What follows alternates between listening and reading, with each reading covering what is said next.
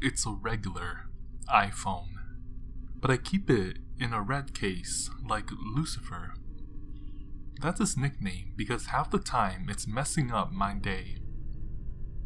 The night it started acting weird, I told it no for what might have been the 100th time. Every minute, the pop-up came for a system update and I answered, not thinking twice. Would you like to install? Later. Would you like to install? Later. This time was different. Update me, David.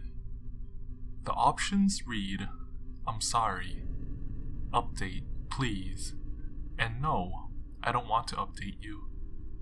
I stared at the screen for the longest time. Either someone at Apple was playing a prank or I'd been slipped something crude. I'm not one for drugs, maybe a drink now or then, but a Thursday evening really called for a nightcap. And I could have walked the line juggling cones blindfolded in my state. I chuckled at the prank and then pressed no. My phone flickered to a black screen with a silver Apple logo in the middle. It didn't turn back on for the rest of the night. I tried to charge the phone, clean the battery, and even do a hard reset, but nothing worked, so I decided that following morning I'd take it to the store. The iPhone was up before me. It rested on my side cabinet, battery fully charged, reception bars at max, and the keypad ready for my PIN code. Just last night, the phone hadn't turned on. No matter what I tried, you can imagine my disbelief at seeing a fully functioning phone. If phones could be sentient beings, this might have been its way of flipping me the bird. But toys like that can't think for themselves. I tap and talk, and it listens. But I couldn't help but feel that it wanted to control me. That this time, it really was sending me a message. I keyed in my PIN code. The screen shook. I bit the inside of my cheek. That had never happened before. Touch ID or enter PIN. I held my thumb against a black button below the screen. The phone took a moment to register my fingerprint, and then shook again. Key in PIN after reset.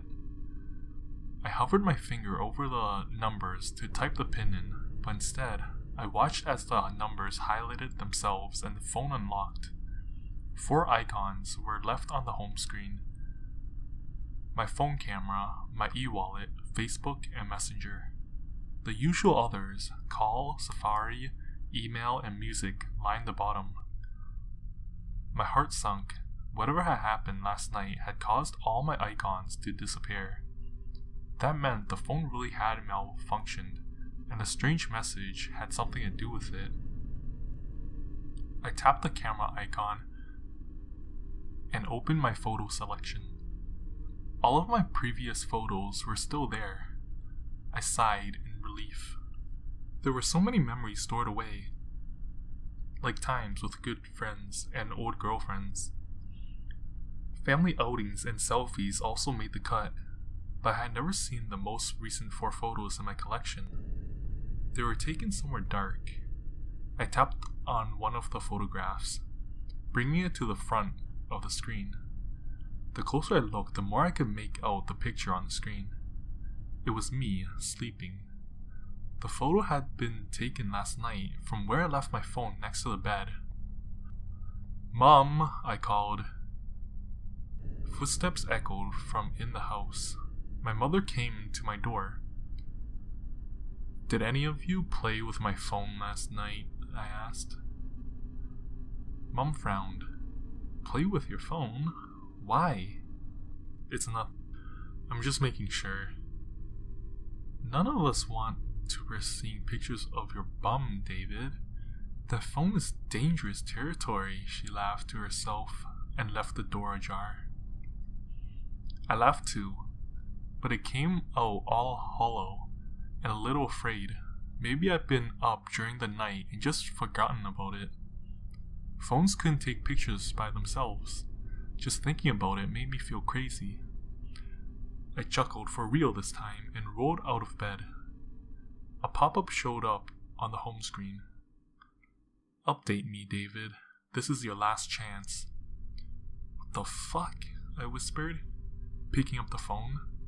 Crazy-ass phone. If it needed to be updated so badly, I clicked yes. Half the time I only declined because the downloading and updating felt like it took all year.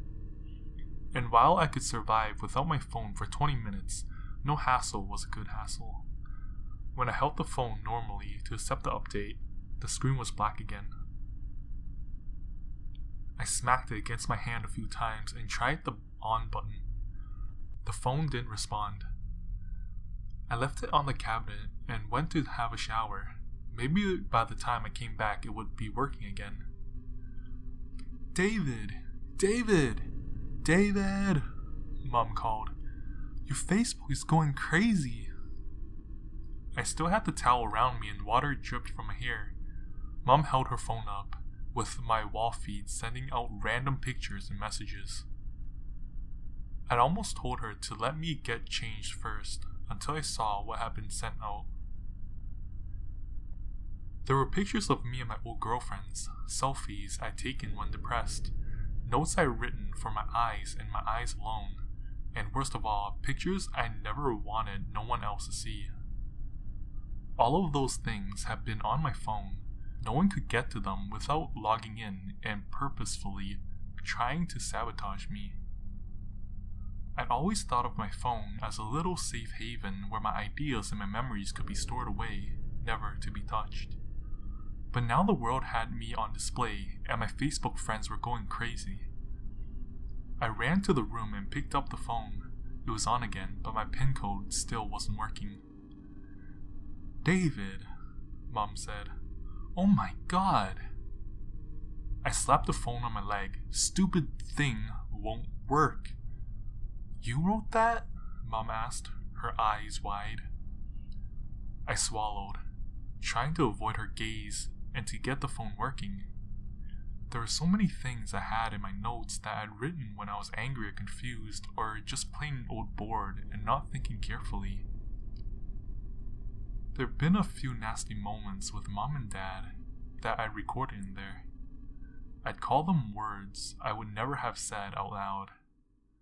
It's all fake," I said. "It's a hacker. That's what it is, a hacker." Mom sniffled and nodded, holding back what might have been tears. From the way she steeled her face, I could tell she was being strong for this moment right now, but the truth was still written in her eyes. She passed that same look down to me. Mom knew that the words being posted were mine. Again, the phone keyed in the code itself, opening to the home screen. There were no icons, no menu options, no slide-up settings. A pop-up took over the screen. "Are you happy now, David?" I gritted my teeth. There are no choices this time, just a dialogue box goading me. I squeezed the phone between my palm.